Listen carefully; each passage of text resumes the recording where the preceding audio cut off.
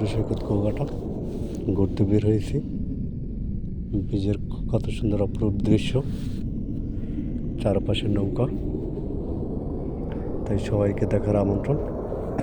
কুয়াকাটার view যারা যান নাই কখনো তারা হয়তো বা দেখেন সময় করে বের হন কুয়াকাটার ভিউ দেখার জন্য।